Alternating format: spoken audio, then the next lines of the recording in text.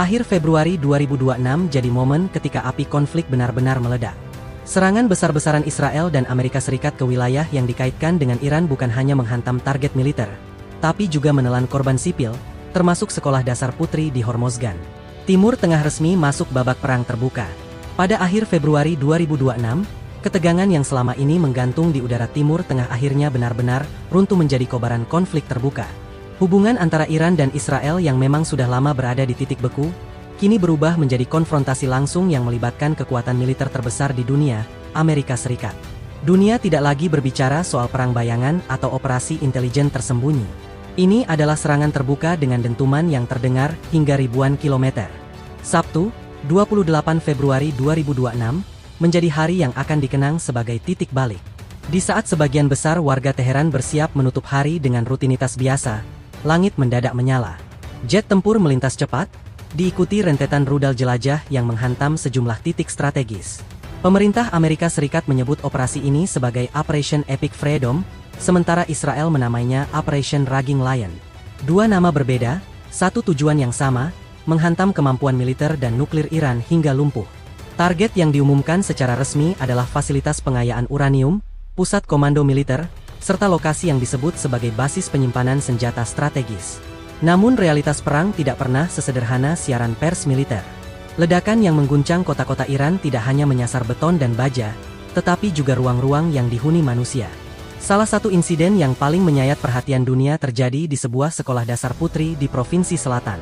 Bangunan yang seharusnya menjadi tempat belajar berubah menjadi puing dalam hitungan detik.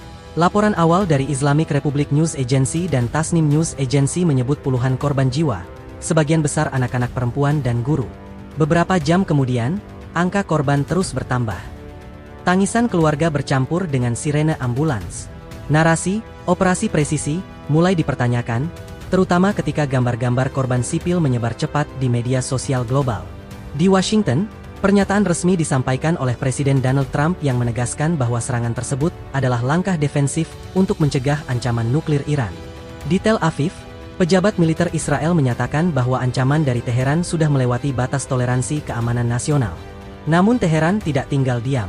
Beberapa jam setelah gelombang pertama serangan, Islamic Revolutionary Guard Corps atau IRGC mengumumkan operasi balasan besar-besaran. Pernyataan resmi disiarkan melalui televisi nasional.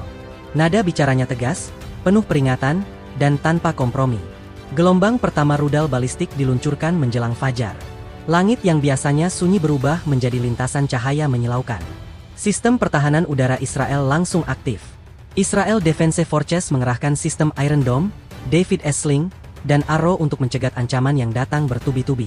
Di kota-kota seperti Haifa dan Tel Aviv, sirene meraung tanpa henti. Warga berlarian menuju bunker bawah tanah. Intersepsi rudal menciptakan kilatan cahaya di langit malam. Beberapa proyektil berhasil dicegat, tetapi serpihan yang jatuh tetap menyebabkan kerusakan di area permukiman. Iran tidak hanya membidik Israel. IRGC mengklaim menargetkan pangkalan militer Amerika Serikat di kawasan Teluk. Di Bahrain, markas armada kelima Amerika Serikat masuk dalam daftar sasaran. Di Qatar, pangkalan udara Al-Udeid berada dalam status siaga penuh. Uni Emirat Arab juga merasakan dampaknya. Di Abu Dhabi dan sekitar Dubai, sirene darurat berbunyi. Laporan menyebut beberapa drone dan rudal diarahkan ke area dekat fasilitas militer Amerika. Meskipun sebagian besar berhasil dicegat, kepanikan tidak bisa dihindari. Bayangkan suasana Palm Jumeirah di Dubai yang biasanya tenang dan glamor. Hotel-hotel mewah berdiri megah, lampu kota memantul di laut. Tiba-tiba suara ledakan menggema di udara. Tamu hotel diarahkan ke ruang perlindungan. Bandara sempat menghentikan lalu lintas penerbangan sebagai langkah pencegahan. Di saat yang sama, Iran mengumumkan penutupan wilayah udaranya untuk penerbangan sipil. Sistem pertahanan tambahan dikerakan di utara dan barat negara itu. Situasi menjadi semakin tegang karena kedua belah pihak tampak bersiap untuk konflik berkepanjangan. Harga minyak dunia langsung melonjak tajam. Penyebabnya satu, ancaman terhadap Selat Hormuz. Jalur sempit ini adalah nadi distribusi energi global. Ketika IRGC mengumumkan bahwa tidak ada kapal yang diizinkan melintas, pasar langsung bereaksi. Secara hukum internasional, Selat Hormuz tidak bisa ditutup sepihak. Namun dalam situasi perang, ancaman ranjau laut dan rudal anti kapal sudah cukup membuat perusahaan pelayaran berhenti sejenak. Beberapa tanker memilih berbalik arah, menunggu kepastian keamanan. Di sisi diplomatik, Menteri Luar Negeri Iran, Abbas Araghchi, mengirim surat resmi ke Perserikatan Bangsa-Bangsa.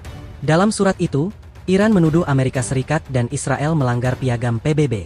Teheran secara eksplisit merujuk pasal 51 tentang hak membela diri. Ini bukan hanya perang rudal dan drone, tetapi juga perang legitimasi di forum internasional. Iran berusaha membangun narasi bahwa serangan balasan mereka sah secara hukum.